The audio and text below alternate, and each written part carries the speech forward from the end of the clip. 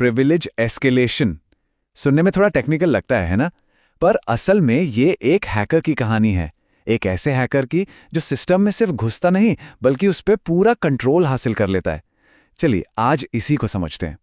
तो सोचिए, hacker system में तो घुस चुका है, दरवाजा खुला है, लेकिन कहानी यहां खत्म नहीं होती। ये तो बस शुरुआत है। वो सिर्फ एक मेहमान बनकर नहीं रहना चाहता। असली खेल तो अब शुरू होता है। उसे बादशाह बनना है। तो आखिर ये प्रिविलेज एस्केलेशन है क्या भला?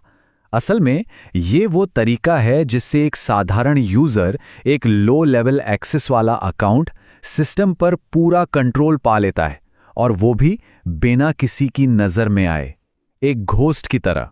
इसको ना चलिए एकदम आसान भाषा में समझते हैं। ये एक नॉर्मल यूजर अकाउंट को समझिए सुपर यूजर अकाउंट या एडमिनिस्ट्रेटर बनाने का प्रोसेस है। मतलब उस अकाउंट को सारी शक्तियां देना। ये सिर्फ अंदर घुसने की बात नहीं है, ये पावर हासिल करने, पूरा कंट्रोल लेने की बात है। देखिए, एक नौसिखिया हैकर क्या करता है? वो बस सिस्टम में घुसने का कोई भी रास्ता खोजता है। लेकिन एक प्रो हैकर, एक ब्लैक बेल्ट हैकर, उसे सिर्फ घुसने से मतलब नहीं, वो कंट्रोल चाहता है, पूरा कंट्रोल। उसका मकसद सिस्टम पर राज करना है। अब समझिए, हर ऑपरेटिंग सिस्टम ना एक एक पिरामिड की तरह होता है, पावर का पिरामिड। और हैकर का एक ही मकसद होता है, इस पिरामिड की चोटी पर पहुंचना। इस पिरामिड में सबसे नीचे मतलब जमीन पर है यूजर, जिसके हाथ बंधे हुए हैं, बहुत कम पावर है। फिर बीच में आता है एडमिनिस्ट्रेटर, जो कुछ सेटिंग्स बदल सकता है। लेकिन सबसे ऊपर, सबसे टॉप पर बैठा है रूट या सिस्टम लेवल, जिसके पास है अनलिमिटेड पावर। मतलब वो सिस्टम का भगवान बन जाता है। और यही है एक घोस्ट हैकर का असली गोल।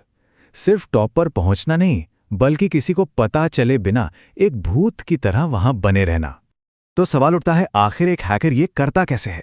देखिए, ये कोई दरवाजे पे लात मारकर तोड़ने जैसा काम नहीं है। नहीं, ये तो दिमाग का खेल है। सिस्टम को ध्यान से देखने, उसकी कमजोरियों को पकड़ने का एक सीधा अटैक। वो तो बैंड बाजे के साथ चोरी करने जैसा है। शोर मचता है और पकड़ा जाता है। लेकिन एक स्मार्ट हैकर वो हमला नहीं करता, वो मौके की तलाश करता है। वो खामोशी से सिस्टम की उन गलतियों को ढूंढता है जो किसी ने नजरअंदाज कर दी। तो सिस्टम के अंदर पहुंचने के बाद एक स्मार्ट हैकर के दिमाग में क्या चलता है? सबसे पहला सवाल, क्या यहां कोई पुराना आउटडेटेड सॉफ्टवेयर पड़ा है? क्योंकि पुराने सॉफ्टवेयर की कमजोरियां सबको पता होती हैं और उनका फायदा उठाना आसान होता है। अगला कदम, इंसानी गलतियों को ढूंढना। क्या किसी ने जल्दबाजी में कोई दरवाजा खुला छोड़ दिया? मतलब क्या परमिशंस, जो अधिकार होते हैं, वो गलत तरीके से सेट कर दिए हैं? फिर वो देखते हैं कि सिस्टम में ऐसी कौन सी सर्विसेज हैं जो पहले से ही हाई लेवल के अधिकारों के साथ चल रही हैं, और सोचते हैं क्या इन पावरफुल सर्विसेज को ही हाईजैक किया जा सकता है? मतलब उनकी पावर को अपने लिए इस्तेमाल किया जा सकता है। और आखिर में सबसे बड़ी जैकपॉट वाली चीज, वो ढूंढते हैं खुले में पड़े सीक्रेट्स। क्या किसी ने गलती से कोई पासवर्ड या एपीआई की, जो कि एक तरह की डिजिटल चाबी है, वो कहीं यूं ही छोड़ दी है? अगर ये मिल गई तो समझिए खजाने की चाबी हाथ लग गई। वैसे प्रोफेशनल सिक्योरिटी टेस्टर्स इन कमजोरियों को ढूंढने के लिए अकेले काम नहीं करते।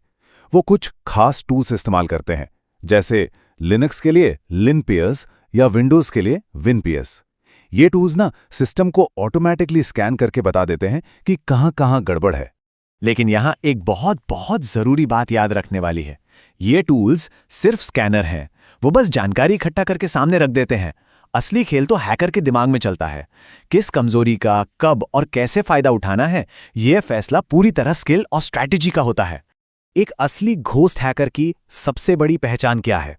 वो कभी जल्दबाजी नहीं करता। उसका सबसे बड़ा हथियार है धैर्य, खामोशी। उस सिस्टम में घुसकर कोई उथल पुथल नहीं मचाता। क्योंकि जो हैकर जल्दबाजी करता है, शोर मचाता है, वो पकड़ा जाता है, कहानी खत्म। लेकिन जो खामोश रहता है, जो सिस्टम को समझने में वक्त लगाता है, वही बचा रहता है, वही कामयाब होता है। और हर ऑपरेटिंग सिस्टम का खेल अलग होता है। विंडोज पर एक security expert services, automated tasks, इन सब पर ध्यान देगा। वहीं लिनक्स में उसका फोकस होगा परमिशंस पर, ऑटोमेटेड स्क्रिप्ट्स पर। मतलब जांच के तरीके बदल जाते हैं।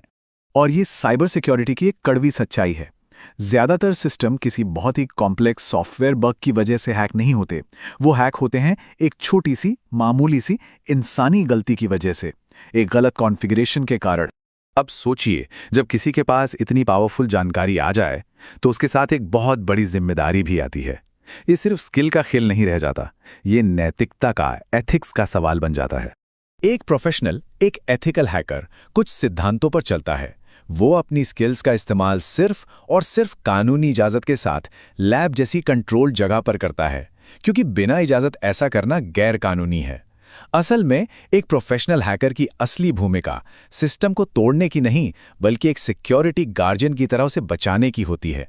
उसका मकसद है कमजोरी पहचानो, उससे होने वाला खतरा दिखाओ और फिर सिक्योरिटी को बेहतर बनाओ। और फिर स्किल, धैर्य और सही स्ट्रैटेजी के दम पर वो अपने आखिरी मकाम तक पहुंच जाता है। पूरा कंट्रोल, गॉड मोड। अब वो सिस्टम में सिर्फ एक मेहमान नहीं, वो सिस्टम का मालिक बन चुका है। पावर तो मिल गई, पूरा कंट्रोल हाथ में है, लेकिन एक असली मास्टर अब क्या करेगा? क्या वो उस कंट्रोल को बनाए रखेगा या फिर एक सच्चे घोस्ट की तरह बिना कोई निशान छोड़े गायब हो जाएगा?